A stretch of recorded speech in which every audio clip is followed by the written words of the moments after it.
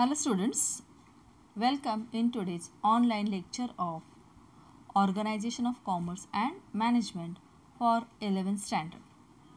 In the second chapter trade, I am sure now you know the meaning of trade. Trade means buying and selling of goods and services with an object of earning profit. So trade establish a link between producers and consumers and it is carried out by buyers and sellers. म्हणजे विद्यार्थी मित्रांनो, व्यापार trade या लेसनमध्ये आपण शिकलो आहोत की trade म्हणजे काय आहे नक्की, तर buying and selling of goods and services, म्हणजे ज्या वस्तू आहेत आणि सेवा आहेत त्याची खरेदी विक्री होते आणि त्याच्या मागे प्रॉफिट अर्न करणं म्हणजे प्रॉफिट मिळवणं हा त्याचा मुख्य उद्देश आहे. आणि हा जो व्यापार आहे याच्यामुळे जो प्रोड्युसर आणि जो कन्झ्युमर आहे यांच्यामध्ये एक लिंक तयार होते. आता ही लिंक कशामुळे तयार होते? You know that due to the channel of distribution this link is there. See how the goods and services are moving from the place of production to the place of consumption due to this link. So in the link first comes the manufacturer, means producer, then wholesaler. Wholesaler is the dealer who purchases goods in a bulk, in a large quantity from the manufacturer for reselling. So this wholesaler again resell the goods to the retailer. This is another dealer or the distributor who is purchasing goods from the wholesaler comparatively in the less quantity. And then this retailer is directly selling the goods to the ultimate user in the chain of distribution. He is called as a consumer. Okay. So according to the demand and requirement and need of the consumer, retailer are selling goods to them. So this is called the channel of distribution of goods and services. So goods are moving from producer to the consumer, and this buying and selling activity establish a link between producer and consumer. म्हणजे पहा, या वस्तूंची जी वितरणाची साखळी आहे ज्याला आपण channel of distribution म्हणलेलं आहे, तर यामध्ये जो प्रोड्युसर आहे तो वस्तूचं उत्पादन करतो आणि तो वस्तू या कोणासाठी तयार करतो, तर अर्थातच कन्झ्युमरसाठी, बरोबर. तर प्रोड्युसर आणि कन्झ्युमर यांना जोडणारे दोन ट्रेडर आहेत आणि ते दोन ट्रेडर म्हणजे एक आहे होलसेलर आणि दुसरा आहे रिटेलर. तर या दोघांच्या या बाईंग अँड सेलिंग ॲक्टिव्हिटीमुळे प्रोड्युसर आणि कन्झ्युमरमध्ये ही लिंक तयार झालेली आहे. ओके. आणि त्याच्यामुळेच प्रोड्युसरला त्याने ज्या प्रोड्यूस केलेल्या वस्तू आहेत त्या ग्राहकांपर्यंत पोचवता येतात. तर त्या पोचवण्याचं काम हे दोन ट्रेडर करतात, होलसेलर आणि रिटेलर. तर यांच्यामुळेच आपण म्हणू शकतो की आपल्याला we are the consumers, we are getting all the goods and services immediately without any difficulty due to the services given by the wholesaler and retailer in the channel of distribution. Okay, so now you are clear about the trade. So trade refers to the buying and selling of goods and services with an object of earning profit. Now this trade we have classified into two main categories. The first is the internal trade, another is the external trade. And internal trade also are of two types. The first is the wholesale trade that we have discussed yesterday only, and another type is the retail trade. Internal trade means the trade which is carried within the nation, within the boundaries of one nation, and external trade means the trading activity which happens across the country. Means two traders of two different countries can come together for the trading activity, then that trade is called as an external trade. Okay, now today we are concentrating on the internal trade only, and in that also in earlier lecture we have completed about the wholesale trade, and today we are going to start with the retail trade. Okay, now everyone is familiar with the retail shop which may be nearby your residential area. Just observe that shop and how that shopkeeper is doing his business. In a retail trading shop, you will find varieties of goods are there, from the all the eatable products like biscuits, bread, butter, toast, then all your daily use products like toothpaste, powder, milk powder, tea powder, sugar, rice, then pen, pencils, books, then all the recharge, sometimes some common medicines also they are keeping in their shop for the selling purpose. So you will find a variety of goods in the retail shop, and that retailer is satisfying the needs of so many people by offering these all products to the needy one. So this is the one picture I have given about the retail shop. Now, what is the meaning of this retail trade? See, when goods are sold in relatively in small quantity to the ultimate consumer by distributor or dealer is known as a retail trade. The person who is engaged in the retail trade is known as retailer. Now, here you can see that when goods are sold in a small quantity to the consumer, because see, all the consumers are purchasing goods according to their need, requirement and paying capacity.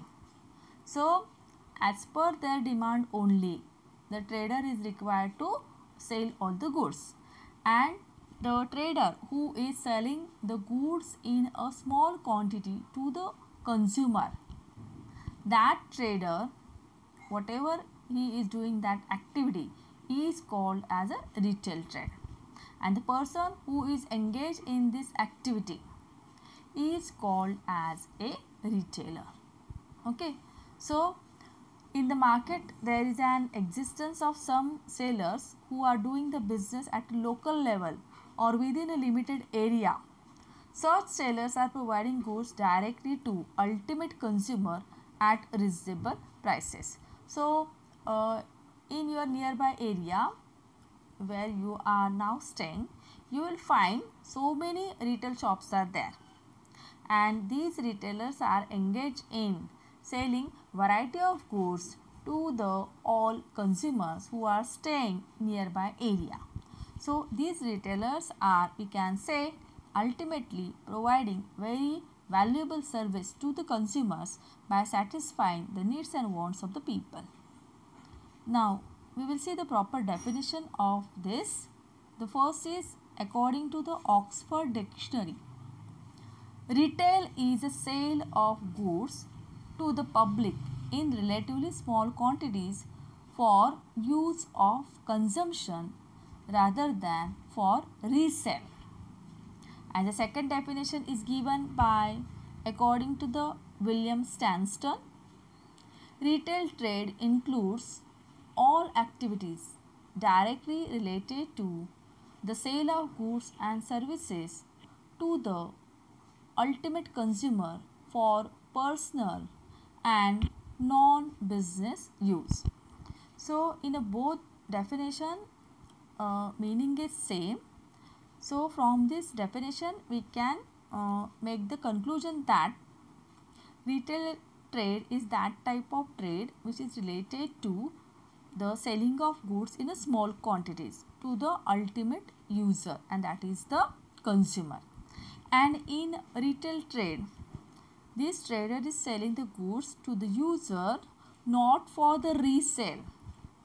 These consumers are directly using that goods. Okay, so there is no resale in this business. See, who is doing the resale? Yes, wholesaler.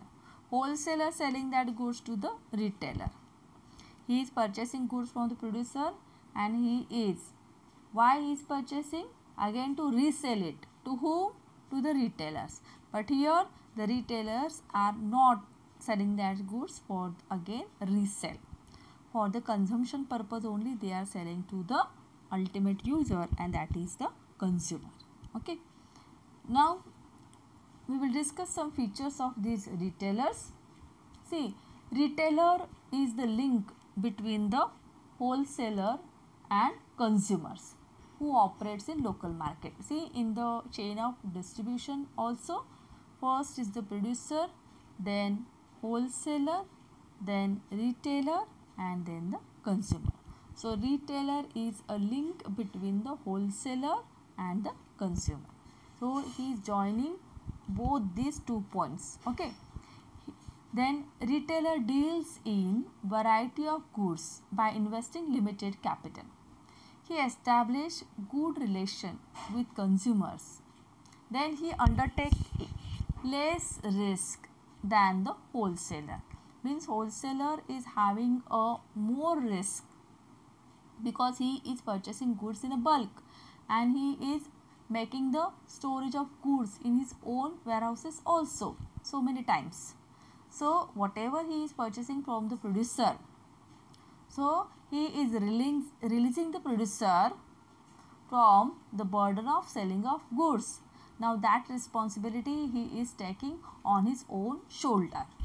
So when we are comparing the retailer with the wholesaler, then we find that the retailer is not taking that much risk. He is not taking more risk. According to the requirement and the demand of the consumer, he is purchasing goods from the wholesaler. So very less risk is taken by the retailer. Okay. Then he tries to satisfy the demand for different consumers but does not hold large quantity of goods at a time. So though retailer is providing the variety of goods to the consumer, but he is not making too much stock of goods with him. Okay. Now some common features are there about the retailers. Just take one glance on it. The first is the retailer is the link between the wholesaler and the consumer. Just we have discussed. Then the second is retailer always operates in local markets. He is not doing any transaction in international level. Okay. So he always operates in a local market. Then the third is retailers deal in wide variety of goods in small quantity. When you observe the shop of any retailer, you will find that variety of goods are there. म्हणजे जेव्हा तुम्ही एखाद्या रिटेलरचं shop just तुम्ही observe करा, त्याच्या शॉपमध्ये वेगवेगळ्या हर तऱ्हेच्या वस्तू असतात. म्हणजे सगळे इटेबल प्रोडक्ट्स असतात जे तुम्हाला मॉर्निंग टू नाईट सगळे लागतात. अगदी टोस्ट, बटर, खारी, बिस्किट, नंतर धान्य असेल, साखर, वेगवेगळ्या पल्सेस असतात, डाळी असतात आणि तुमचे चॉकलेट्स असतील ते असतं. त्यानंतर दूध असतात, त्यानंतर बुक्स, नोटबुक्स, पेन, पेन्सिल ज्या तुमच्या डेली यूजच्या आहेत त्या सगळ्या त्या रिटेलरच्या शॉपमध्ये असतात. त्यानंतर काही डेकोरेटिव्ह वस्तू असतात, काही कॉमन मेडिसिन्ससुद्धा काही रिटेलर अवेलेबल करून देतात. त्यानंतर फोन रिचार्ज करण्याची फॅसिलिटीसुद्धा ते देतात. म्हणजे हर तऱ्हेच्या वस्तू ज्या एका कॉमन पीपलला किंवा कॉमन व्यक्तींना त्यांचं लाईफमध्ये ज्या लागतात डेली यूजच्या वस्तू, सगळ्या कन्झ्युमर गुड्स, त्या सगळ्या वस्तू या रिटेलरच्या शॉपमध्ये तुम्हाला इझिली बघायला मिळतात. जर आपण होलसेलरचं जर दुकान पाहिलं तर तिथे तुम्हाला 1-2 वस्तू दिसतील, पण इथे रिटेलरच्या दुकानामध्ये मात्र तुम्हाला हर तऱ्हेच्या वस्तू तुम्हाला सहज तिथे अवेलेबल आहेत हे दिसून येईल. पण त्यांची क्वांटिटी कशी असते, कमी असते. अगदी खूप भरगच्च साठा करून ठेवलेला नसतो त्याने. तर जशी ग्राहकांची मागणी असते, ग्राहकांची डिमांड असते, त्याप्रमाणे त्या वस्तू त्या शॉपमध्ये तो अवेलेबल करून देत असतो. ओके. आणि रिटेलर नेहमी लोकल मार्केट्समध्येच ते आपलं व्यवसाय करतात. आणि रिटेलर हा होलसेलर आणि कन्झ्युमर यांच्यामधला तो दुवा आहे. या दोघांना तो जोडतो. ओके. तर fourth is investment requirement is limited. In the retail business, retailer require the less capital because he is not purchasing all the goods in a bulk, so he does not require the too much capital. Okay. Then the fifth is less risk and low amount of profit as compared to wholesaler. Of course, तुम्ही जास्त retailer हा जास्त risk आपल्या खांद्यावरती घेऊ शकत नाही, कारण तेवढी त्याची कॅपॅसिटी नसते, त्याच्याकडे भांडवलाची कमतरता असते, पैसा कमी असतो. त्यामुळे तो काय करतो की जसं लागेल तशा वस्तूंची तो खरेदी करत असतो आणि त्यामुळे प्रॉफिट पण त्याचा होलसेलरशी आपण कंपेअर केला तर तो कमीच असतो. Okay, so all these are the common features of retailer. Now we are going to discuss the services these retailers are providing mainly to the wholesaler and consumer, because we know that in the channel of distribution retailer joins these 2 points, wholesaler and consumer. Okay, so he is providing services to both wholesaler also and to the consumers also. Now we are going to discuss which type of services retailer provides to the wholesaler. Okay, wholesaler म्हणजे कोण? घाऊक व्यापारी आहे. म्हणजे जे channel of distribution आहे त्याच्यामध्ये जो प्रोड्युसर, त्याच्यानंतर होलसेलर, त्यानंतर रिटेलर आणि त्यानंतर कन्झ्युमर अशी ही साखळी आहे, वितरणाची साखळी. तर त्यामध्ये हा जो रिटेलर आहे तो दोघांना जोडतो, म्हणजे या दोघांना जोडणारा तो मधला दुवा आहे. म्हणजे होलसेलर आणि कन्झ्युमर यांच्यामध्ये रिटेलर आहे. म्हणून रिटेलर हा दोघांना आपल्या सर्व्हिसेस प्रोव्हाइड करतो. घाऊक व्यापाऱ्याला पण म्हणजे होलसेलरला पण तो सर्व्हिस प्रोव्हाइड करतो आणि कन्झ्युमर्सला पण तो हर तऱ्हेच्या सर्व्हिस प्रोव्हाइड करतो. पण हा जो रिटेलर आहे तो होलसेलरला कोणत्या सर्व्हिसेस देतो ते आपण इथे बघणार आहोत. Okay, now take the first point, connecting link. See, the retailer is the connecting link between the wholesaler and consumer. Now you know very well the channel of distribution. In the channel of distribution you finds that these retailers are joining these 2 points, means wholesaler and consumer. So we can say that these retailers are establishing link between the wholesaler and consumer. म्हणजे हा जो retailer आहे तो या दोघांना जोडतो. होलसेलरकडनं तो information collect करतो प्रोडक्टच्या बाबतीमध्ये सुद्धा. एखादा नवीन प्रोडक्ट असेल तर होलसेलर त्याला इन्फॉर्मेशन देतो, ते कसं वापरायचं, त्याचे फायदे काय आहेत, त्याची केअर कशी घ्यायची हे होलसेलर सांगतो. ओके, मग रिटेलर होलसेलरकडनं ती इन्फॉर्मेशन घेतो आणि मग आपल्या तो ग्राहकांना ती इन्फॉर्मेशन पास करतो. ओके, म्हणजे इथं प्रत्यक्ष बघा, प्रोड्युसरला इथं कुठंही कन्झ्युमरशी डायरेक्टली कॉन्टॅक्ट करण्याची गरज नाही. तर हे जे मधले एजंट्स असतात होलसेलर आणि रिटेलर, ते त्यांच्या थ्रू प्रोड्युसर आपला मेसेज कन्झ्युमरपर्यंत पास ऑन करत असतो. ओके, आणि मुख्य करून हा जो रिटेलर आहे तो होलसेलर आणि कन्झ्युमर यांच्यामध्ये असल्यामुळे तो त्या दोघांमध्ये लिंक तयार करतो आणि जे काही त्यांचे मेसेजेस असतात तो एकमेकांना पाठवत असतो. Okay, now the second is helps to distribute. See, retailer help to quickly distribute goods. It becomes very important in case of perishable goods like dairy products, fruits, vegetable, pulses, etc. Now these retailers are distributing the goods very quickly and fastly because they are directly connected with the consumers. And the services of these retailers is very important for the wholesaler, because see, all the perishable goods have a limited life, like a dairy product, fruits and vegetables. They are required to sold out quickly. So it is possible for the wholesaler to sold out all these products by taking the help of these retailers. So we can say that retailers are providing important service of distribution of goods among the consumers. Now the third is marketing. See, if the wholesaler is unable to carry out marketing function, retailers conduct them. Sometimes he handles transportation on his own. Sometimes he tries to solve the shortage problems or advertise for a better sale. See, many times these retailers are providing the facility of performing the marketing functions. म्हणजे खूप वेळा काही जे retailer असतात ते होलसेलर्सना मदत करत असतात की जे मार्केटिंग फंक्शन्स आहेत, जसं लेबलिंग आहे, ग्रेडिंग आहे, ॲडव्हर्टाइजमेंट आहे, तर हे सुद्धा रिटेलर स्वतः करतात.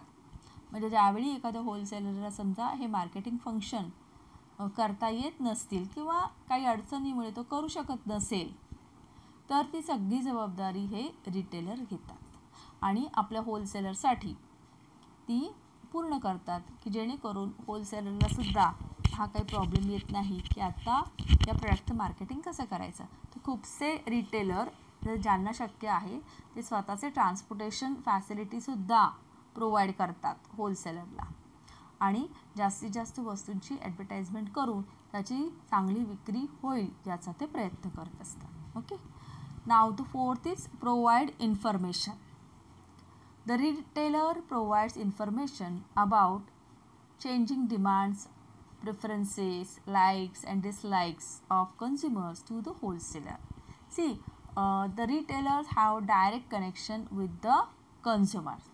So he knows very well the mentality of the consumer, whether the consumer likes the products or not, then preferences of the consumers, then trend of consumer, how they are conscious about the fashion. So all these information retailers are collecting, and then these retailers are providing this information to the wholesaler. Okay, so wholesaler gets the information due to the help of these retailers, so that the wholesaler can provide this information to the producer, and with this information, updated information, producer can make the changes in his own production process or marketing policy. So such type of valuable service is provided by the retailers to the wholesaler by providing the information. Now the next is attract consumers. The retailers attract consumers by advertising the products. This activity directly helps the wholesaler to sell the product. See, these retailers have direct contact with the consumers, and we can say sometimes they have family relationship also, means that type of contact they have with their regular consumer. So retailers are launching different schemes for the consumers to attract them and to sell the product. So by this way, these retailers are helping the wholesalers. Now the last is create demand. Through personal salesmanship, retailer attract consumers' attention towards new goods and arrivals in the market. To create demand for new goods, the retailer puts new goods for window display. म्हणजे पहा, हे जे retailer असतात ते ग्राहकांच्या मनात त्या वस्तूविषयी मागणी निर्माण करतात, म्हणजे ते डिमांड क्रिएट करतात. आता हे रिटेलर हे कसं काय करतात, तर तुम्ही पाहिलं असेल काही वस्तू जेव्हा मार्केटमध्ये फर्स्ट टाईम लॉन्च होतात आणि ग्राहक त्याच्याशी फॅमिलियर नसतात, त्यावेळी हे जे रिटेलर असतात ते काय करतात, त्यांच्या शॉपमध्ये ती वस्तू अगदी दर्शनी भागामध्ये ठेवतात. म्हणजे जेव्हा ग्राहक खरेदीला येतात तेव्हा ती लगेच वस्तू त्यांना दिसावी आणि एकदम असं डेकोरेटिव्ह वेने ती त्यांच्यासमोर प्रेझेंट केलेली असते की ग्राहकांचं लक्ष जाईल, अरे हे काय आहे, हे कोणतं आहे, नवीन प्रोडक्ट आहे का, म्हणजे लगेच विचारतील. अशा पद्धतीने ते ठेवली जाते. याला विंडो डिस्प्ले असे म्हणतात, की जेणेकरून ग्राहक त्या वस्तूकडे अट्रॅक्ट होतील. त्याच्या प्लेसमेंटमुळे, ती ठेवण्याची पद्धत असेल, कलर कॉम्बिनेशन असेल किंवा ऑफर दिली असेल रिटेलरने की एक वस्तू ही घेतली तर तुम्हाला दुसरी वस्तू फ्री मिळेल किंवा तुम्हाला डिस्काउंट मिळेल. तर अशा वेगवेगळ्या स्कीम असतात रिटेलरकडे ग्राहकांना आकर्षित करण्यासाठी. तर या अशा स्कीमचा उपयोग करून ते काय करतात, कन्झ्युमरच्या मनामध्ये त्या वस्तूविषयी उत्सुकता निर्माण करतात आणि एकदा तरी आपल्याला असं वाटतं ती वस्तू बघून की ही नवीन वस्तू आपण एकदा तरी खरेदी करावी आणि पाहावी. ओके, आणि यालाच तर म्हटलेलं आहे की creating demand in the mind of consumer. तर अशा प्रकारे हे जे रिटेलर असतात ते ग्राहकांच्या मनामध्ये त्या वस्तूला मागणी निर्माण करण्यासाठी यशस्वी होतात आणि हीच सेवा ते आपल्या होलसेलरसाठी देत असतात. So these are all the services given by retailer to wholesaler. Okay, now we are going to discuss the next part, that is services to consumers. These retailers are directly connected with the consumer, so they are providing services to consumers also. See, the first is regular supply of goods. The retailer stores sufficient quantity of goods as per the requirement of consumers. Goods are available to the consumers as and when they are in need. So it's very simple to understand that retailers are providing regular supply of goods to all the consumers. म्हणजेच काय तर जे किरकोळ व्यापारी आहे त्यांच्यामुळे ग्राहकांना सर्व त्यांच्या ज्या जीवनावश्यक वस्तू आहे त्यांचा पुरवठा हा रेग्युलर होतो.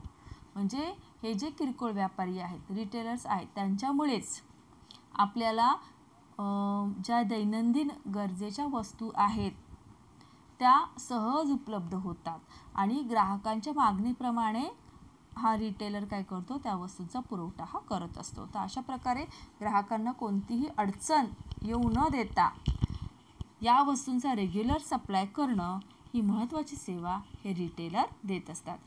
थोडक्यात असं पण म्हणता येईल आपल्याला की हे रिटेलर आपल्या घराच्या आसपास त्यांचे दुकानं असतात, त्यामुळे तर आपण अनेक वस्तूंचा खूप सारा साठा करून आपण आपलं घर गोडाऊन बनवत नाही, बरोबर आहे ना. म्हणजे आपलं घर हे घर असतं आणि त्याच्यामध्ये तुम्ही फक्त जस्ट इमॅजिन करा की रिटेलर नाही आहेत तुमच्या आसपास कोणी, तर आपले काय हाल होतील. म्हणजे आपलं घराला एखादं गोडाऊनचंच स्वरूप येईल, हे सगळा माल नुसता भरून ठेवायचा, तर ते घर न राहता गोडाऊन होऊन जाईल. तर या रिटेलरमुळेच आपल्याला हे शक्य आहे की आपण त्यांच्यावरती अवलंबून राहतो की काही हरकत नाही, जवळच आहे शॉप, तर आपल्याला लागेल तसं आपण फ्रेश ती वस्तू आणू शकतो. त्यामुळे कन्झ्युमरला ती शुअरिटी असते की आपल्याला हे गुड्स रेग्युलरली या रिटेलरकडनं मिळणार आहे. Okay, now the second is local convenience. See, retailers are normally situated near residential areas. This offers local convenience to the consumers as they can purchase goods as per their convenience and timing. म्हणजे हे जे retailer आहे ते जिथं लोकवस्ती जास्त आहे, residential area जास्त आहे, तर अशा ठिकाणी हे रिटेलर आपला व्यापार करत असतात. आणि काय होतं की असे रिटेल शॉप घराच्या जवळ असल्यामुळे ग्राहकांनासुद्धा ते फारच कन्व्हिनियंट होतं की फार काही लांब जावं लागत नाही, जे सामान आहे ओझं जास्त उचलून आणण्याची त्यांना गरज लागत नाही किंवा ट्रान्सपोर्टेशनसाठी सुद्धा त्यांचे पैसे खर्च होत नाही. घराजवळच असे रिटेलर शॉप असल्यामुळे अगदी सहज जेव्हा त्यांना त्या वस्तूंची गरज आहे तेव्हा कन्झ्युमर्स त्या शॉपमधून ते खरेदी करू शकतात. ओके, म्हणजे त्यामुळे त्यांना त्या वस्तू ही फ्रेश मिळतात आणि त्यांचे पैसेही खर्च जास्त होत नाही ट्रॅव्हलिंगसाठी. Okay, so we can say that these retailers are saving the time and money of the consumers also. Now the next is home delivery. See, many retailers provide home delivery of goods to the customers at nominal cost or free of cost. This improves the relations between the consumers and retailers. See, many times it happens that all the retailers, they are providing home delivery to their regular consumers. Sometimes they are charging the cost, nominal cost they are charging, or sometimes free of cost also they are providing these services to their regular consumers. So by providing this service they can maintain good relationship with the consumers. म्हणजे कन्झ्युमर्सला हे एक attract करण्याचीच त्यांची आपण म्हणू शकतो एक policy आहे की रिटेलर त्यांचे जे रेग्युलर कन्झ्युमर्स असतात किंवा कस्टमर्स असतात त्यांना ते होम डिलिव्हरी ही सर्विस प्रोव्हाइड करतात. म्हणजे घरपोच सामान पाठवून देणे.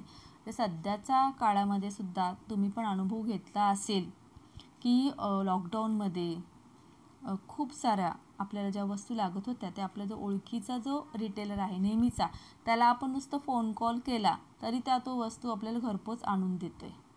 खूप जणांनी हा अनुभव घेतला असेल. तर हे जे रिटेलर आहेत ते सध्या किंवा आधीपासूनसुद्धा आपले कन्झ्युमर आपल्याकडेच राहावेत यासाठी ते काय करतात, होम डिलिव्हरी ही सर्व्हिस प्रोव्हाइड करतात, जेणेकरून त्या ग्राहकाचा विश्वास या रिटेलरवरती बसावा आणि आपला कन्झ्युमर दुसरीकडे कुठे जाऊ नये म्हणूनसुद्धा हे रिटेलर अशी सर्व्हिस हे प्रोव्हाइड करत असतात. आणि खूपशा ठिकाणी तर free of cost he service दिली जाते, की यामध्ये रिटेलरचा रोल एवढाच असतो की ते आपल्या ग्राहकांना समाधान देऊ इच्छितात आणि त्यामुळे त्यांचा कन्झ्युमरसुद्धा फिक्स राहतो. Okay, now the third we have completed home delivery. Now the fourth is variety of goods. Many retailers keep different variety of goods. This offers the consumers for a proper selection of the required commodity of their choice. आता बघा, आपण जेव्हा एखाद्या retail शॉपमध्ये जातो तेव्हा हा retailer एक वस्तू जरी आपल्याला हवी असेल तरी त्याच्यासुद्धा अनेक व्हरायटी त्याने ठेवलेल्या असतात. म्हणजे साधं सोपचं उदाहरण घ्या किंवा पेनचं उदाहरण घ्या, रायटिंग पेन.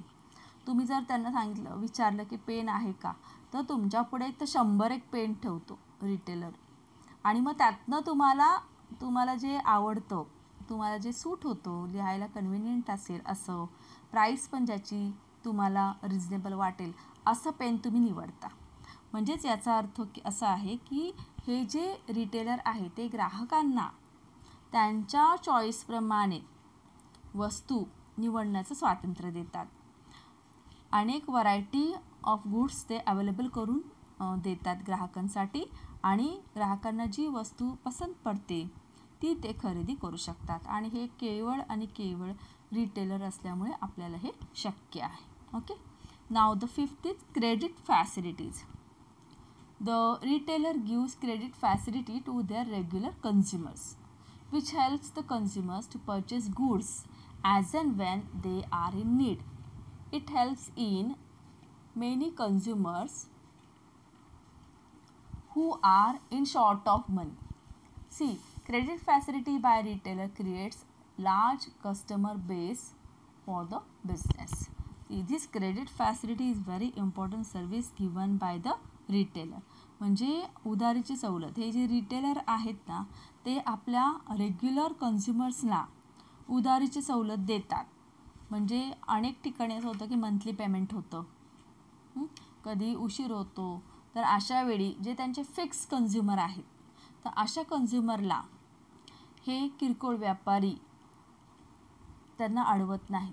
त्यांना जे काही वस्तू पाहिजे ते त्यांना दिली जाते आणि त्यांचं खूप शॉपमध्ये तुम्ही बघितलं असेल की किरकोळ व्यापारी एक वही मेंटेन करतो आणि त्या वहीमध्ये या प्रत्येक गिरायकाचं खातं असतं की त्याने काय खरेदी केले तो लिहून ठेवतो, किती क्वांटिटी घेतली आहे काय. आणि नंतर मग जेव्हा या ग्राहकाला त्याचा स्वतःचा पेमेंट मिळतो, त्याची सॅलरी होते, तेव्हा हे ग्राहक काय करतात, त्याचं बिल देऊन टाकतात, त्याचे पेमेंट करून टाकतात. म्हणजे अशा प्रकारची क्रेडिट फॅसिलिटी हे किरकोळ व्यापारी आपल्या रेग्युलर कन्झ्युमर्सला देत असतात. Okay, now the next is after sales service.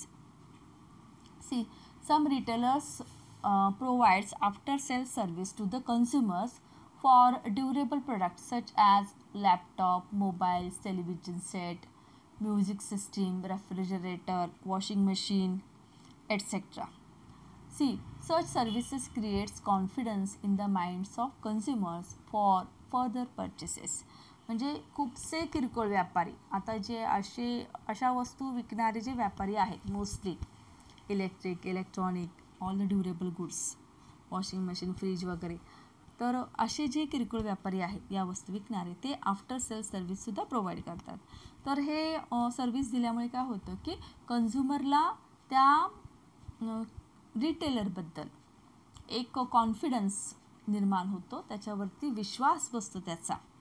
आणि एखादी वस्तू घेऊन समजा फ्रीज घेतलेला असेल आणि समजा एक वर्ष 2 वर्षाने त्या फ्रीजमध्ये प्रॉब्लेम झाला असेल तर कन्झ्युमर सर्वात पहिल्यांदा कोणाला कॉन्टॅक्ट करतो, तर रिटेलरलाच तो कॉन्टॅक्ट करतो आणि सांगतो की असं असं प्रॉब्लेम आहे म्हणून. ओके. आणि मग हे जे रिटेलर आहेत ते रिपेअर करणारे जे एक्सपर्ट असतात ते अवेलेबल करून देतात ग्राहकांना.